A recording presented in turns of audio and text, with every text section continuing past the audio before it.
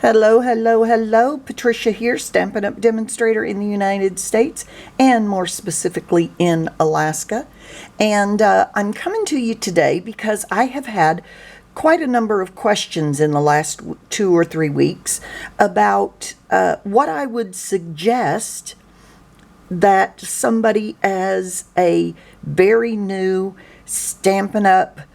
User should purchase, what equipment, what supplies you might need.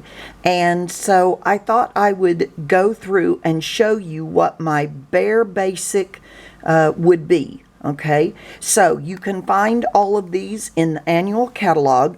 They'll always be in the annual catalog, but this is the current annual catalog through April 2022.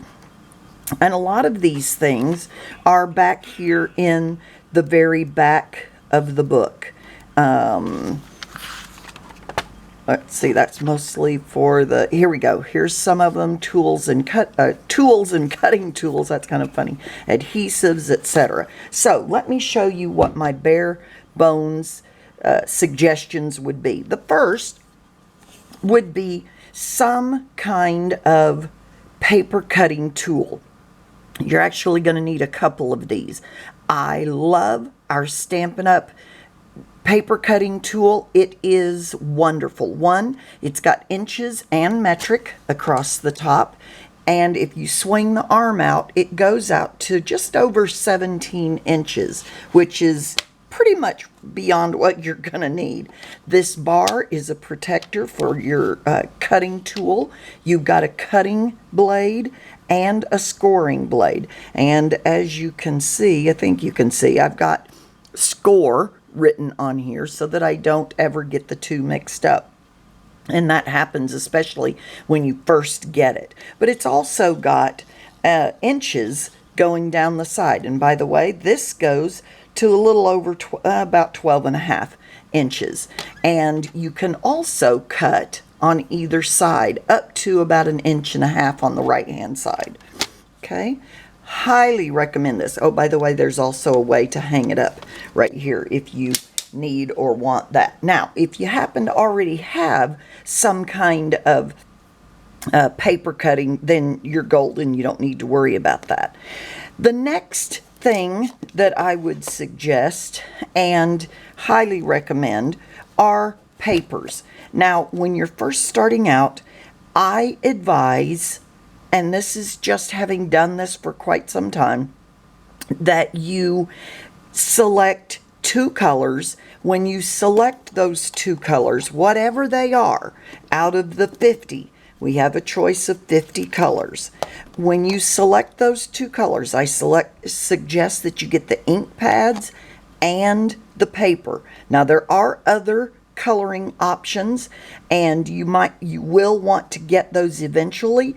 But to start with, I suggest that you select one color, ink pad paper or cardstock, select another color, ink pad and cardstock. That's just to get you going so that you have more than one color to start with, and then also so that you can use those together, the ink and the ink pad.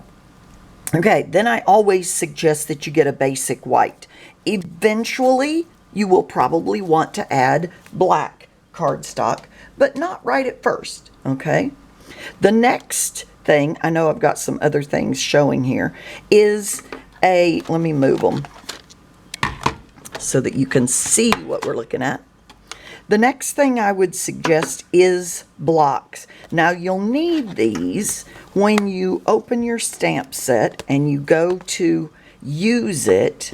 Then you want to put your stamp on there so that you've got something to apply the ink with and all of that. My first suggestion would be to get the D block. And if you look on the sides of these, I don't know if you can see that or not, but this is a D block.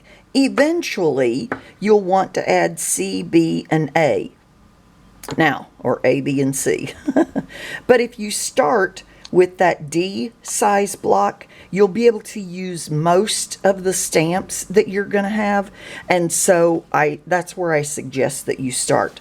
Then you also, now I have this little holder because when I move around from either desk to desk or when I travel or whatever, I want to have all of this together.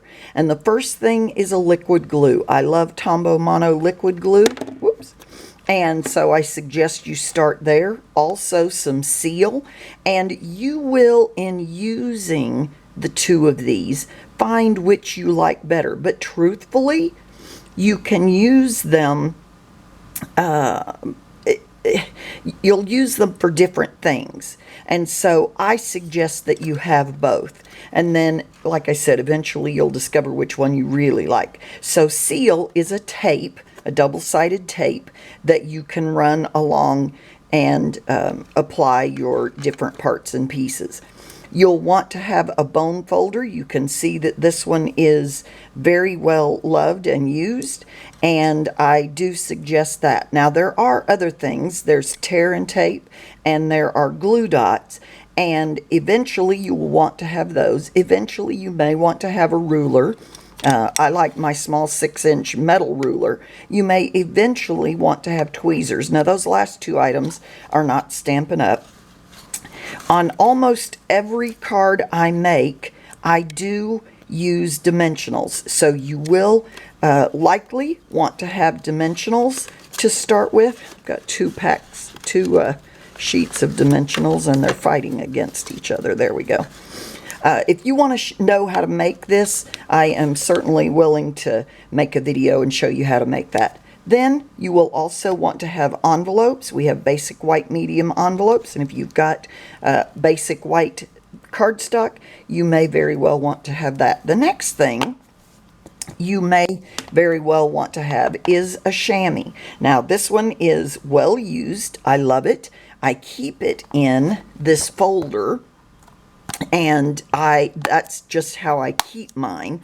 I've seen people keep them in all kinds of different things. Eventually it will dry out, and if you don't use it often enough, and then you just put it in water and it will come back to life, so to speak. Okay, those are your bare minimum basics. Now, if you want to add a few things, woohoo, as I lose some of this off of the desk. I've already said A, B, and C blocks. You will want to add those.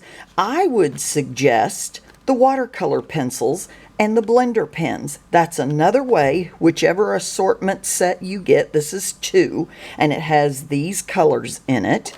And that is another option for coloring and adding color to a card.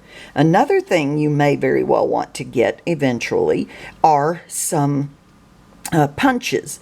And punches are very easy to use. They don't take up a huge amount of space, but can be very, very versatile. Another thing you may want to get is some Memento Black Ink. As a matter of fact, this might even be in those first things that you get. That would be my suggestion. Eventually, you may also want to get some brushes. These are amazing for using your inks that you already have. You may also want to add some Stampin' Seal Plus. Now, the other one I showed you, this is the one I use daily, the Stampin' Seal. But the Stampin' Seal Plus is just a little bit stronger, and you may want to get that for some projects eventually. You may also want to add the refill for the Stampin' Seal. I always have that available. You may also want to add some subtle little gems, or in this case sequins. You may also want to add some ribbon. I like white ribbons, even though this is a shimmer ribbon and it has a little bit of color in it. You can color that whatever the color of stamp pad that you have, and so that's always a good suggestion. Another suggestion might be like this, a gold. Another thing that you may eventually want to get is the take your pick tool. Love the Take Your Pick tool. It's so versatile. There are different ends to this as well. And, of course, a pair of snips. Now, you may already have a pair of snips. You may already have a paper cutter, those kinds of things. You may even already have some glue. Now, what I do not suggest is Elmer's glue. It's just not really a good glue. I mean, it might work to get you going, but I wouldn't go with that for the long term. Okay, those are just kind of the basics. One other addition might be a wink of Stella to add a little bit of glitz to your project.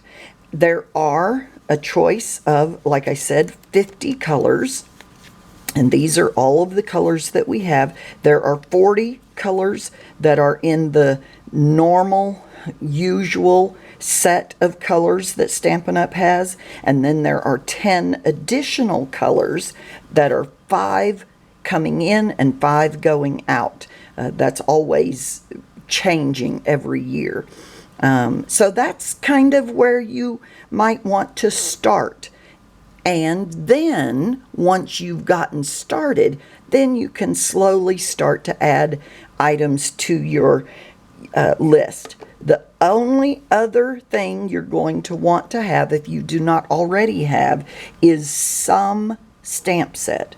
You can't do much without a stamp set.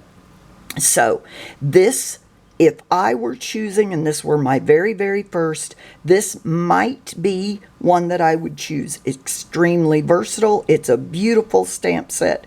I love it. Used it for lots of different things. And then maybe one other stamp set that is a sentiment set. Now this has some sentiments, but they don't fit every situation. There's not a birthday. There's not a thank you. There's not a thinking, well, there is sort of a thinking of you, but those kinds of things. It does say hello. So you may want to look at that. I hope that has helped. If it has helped, I would love a thumbs up. Also, share this video on your Facebook timeline or just with your friends on YouTube down below. If you also would click that red button if you have not already subscribed, and right next to that red button is a bell. Ring that bell, and then you'll get notifications anytime I post. Thank you so much. I hope you've learned a little bit, and we'll see you next time.